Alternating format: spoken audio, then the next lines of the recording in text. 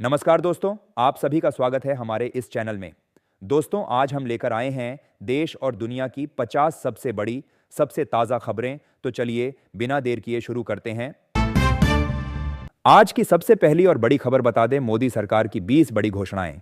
केंद्र सरकार ने गरीबों, किसानों और महिलाओं के लिए 20 नई योजनाएं लागू करने का ऐलान किया है।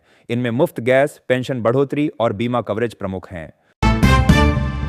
एक देश एक चुनाव पर बनी उच्च स्तरीय समिति जल्द रिपोर्ट पेश होगी। भारत में एक देश एक चुनाव यानी लोकसभा और विधानसभा चुनाव एक साथ कराने पर विचार के लिए गठित उच्च स्तरीय समिति ने अपनी बैठकें शुरू कर दी हैं। पूर्व राष्ट्रपति रामनाथ कोविंद की अध्यक्षता में यह समिति जल्द रिपोर्ट सौंपेगी। सरकार का दावा है कि इससे चुनावी खर्च बचेगा और प्रशासनिक कामकाज में स्थिरता आएगी, जबकि विपक्ष का तर्क है कि इससे संघीय ढांचे पर असर पड़ेगा। टैक्स भरने वालों को मिलेगा विशेष फास्ट पास। एयरपोर्ट, टोल पर प्राथमिकता सरकार टैक्स चुकाने वाले नागरिकों को सम्मान देने की दिशा में नई योजना ला रही है, जिसके तहत टैक्स पेयर्स को फास्ट पास कार्ड दिया जाएगा।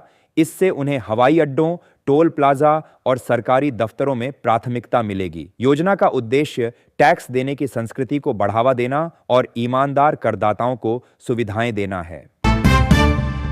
बैंकिंग सेक्टर में बड़ा सुधार, अब हर खाताधारक को मिलेगा डिजिटल बैंक हेल्पर। आरबीआई ने नया निर्देश जारी करते हुए कहा है कि हर बैंक अब अपने ग्राहकों को डिजिटल बैंक सहायक एआई बेस्ड चैटबॉट उपलब्ध कराएगा, जो मोबाइल ऐप या व्हाट्सएप पर काम करेगा। इससे बैलेंस पूछना, चेकबुक मंगाना, मिनी स्टेटमेंट देखना जैसी सेवाएं और आसान हो जाएंगी। यह सेवा अब 25 से अधिक बैंकों ने लॉन्च कर दी है। कृषि में ड्रोन तकनीक का उपयोग बढ़ेगा, किसानों को मिलेगी सब्सिडी। कृषि मंत्रालय ने स्मार्ट फार्मिंग मिशन के तहत किसानों को ड्रोन के उपयोग पर 50% तक की सब्सिडी देने का ऐलान किया है। अब किसान ड्रोन की मदद से कीटनाशक, खाद और बीज छिड़क सकेंगे। इससे समय और लागत दोनों की बचत होगी। सरकार का मानना है कि इससे 2027 तक भारत की कृषि उत्पादन क्षमता में 20% तक बढ़ोतरी हो सकती है।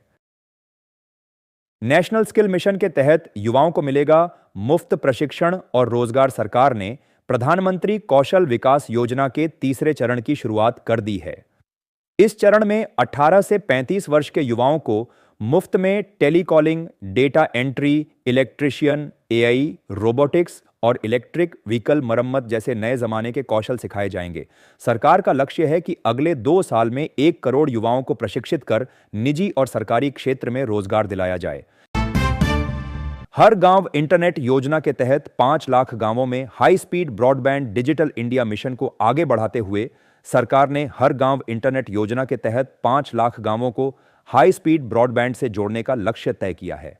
टाटा कम्युनिकेशंस और बीएसएनएल को ऑपरेशनल पार्टनर बनाया गया है। अब ग्रामीण क्षेत्रों में ऑनलाइन शिक्षा, डिजिटल पेमेंट और टेलीमेडिसिन जैसी सेवाएं सुगमता से मिल सकेंगी। इस प्रोजेक्ट में 40,000 करोड़ रुपए का निवेश होगा। देश भर में डेंगू का खतरा बढ़ा, 25% मामलों में उछाल। स्वास्थ्य मंत्रालय की नई रिपोर्ट के अनुसार देश भर में डेंगू के मामलों में 25% से अधिक की वृद्धि हुई है। सीबीएसई ने 10वीं और 12वीं का नया सिलेबस जारी किया। बदलाव से छात्र सतर्क। सीबीएसई बोर्ड ने 2025 से 26 सत्र के लिए नया सिलेबस जारी कर दिया है। इस बार कई विषयों में अध्याय घटाए और कुछ नए जोड़ दिए गए हैं। खास तौर पर साइंस और सोशल स्टडीज में नई राष्ट्रीय शिक्षा नीति एनआईपी के अनुरूप संशोधन किए गए हैं। डिजिटल शिक्षा को बढ़ावा देने के लिए क्यूआर कोड आधारित ई कंटेंट भी जोड़ा गया है। शिक्षक और छात्र अब इस सिलेबस को बोर्ड की वेबसाइट से डाउनलोड कर सकते हैं। ग्रामीण क्षेत्रों में महिलाओं को आत्मनिर्भर बनाने के उद्देश्य से लखपति दीदी योजना शुरू की जा रही है।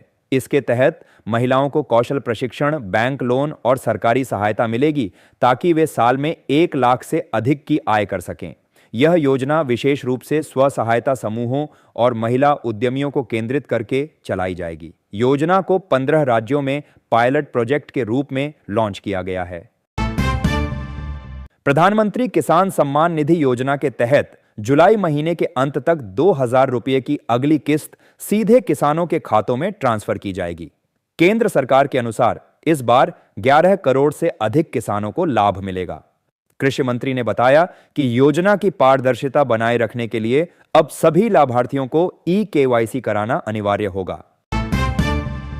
सरकार ने आयुष्मान भारत योजना की सीमा को 5 लाख से बढ़ाकर 10 लाख रुपए कर दिया है। यह घोषणा स्वास्थ्य मंत्री ने की, जिसमें बताया गया कि इससे देश के 60 करोड़ नागरिकों को सीधा लाभ मिलेगा। अब गंभीर बीमारियों जैसे हार्ट सर्जरी, कैंसर और ट्रॉमा ट्रीटमेंट को भी पूरी तरह कवर किया जाएगा। अस्पतालों में कैशलेस इलाज की सुविधा और तेजी से लागू की जा रही है। उत्तर प्रदेश सरकार ने युवाओं को बड़ी राहत देते हुए 1 लाख सरकारी पदों पर भर्तियां निकालने का ऐलान किया है। सीएम योगी आदित्यनाथ ने कहा है कि सभी भर्तियां पारदर्शी और मेरिट आधारित होंगी। इसमें पुलिस, शिक्षा, स्वास्थ्य, कृषि और राजस्व विभाग शामिल हैं। भर्ती प्रक्रिया 1 अगस्त से शुरू की जाएगी और दिसंबर तक चयन पूरा कर लिया जाएगा। देश भर में तेज बारिश का अलर्ट। मौसम विभाग ने उत्तर भारत, महाराष्ट्र, ओडिशा और पूर्वोत्तर में भारी बारिश की चेतावनी जारी की है। रेलवे में 1 लाख नई नौकरियां। भारतीय रेलवे ने 1 लाख से अधिक पदों पर भर्ती प्रक्रिया शुरू करने का निर्णय लिया है। अगर आप भी विद्यार्थी हो तो इस भर्ती में लाभ ले सकते हैं। रक्षा मंत्रालय ने 3000 करोड़ रुपए की हथियार खरीद को मंजूरी दी।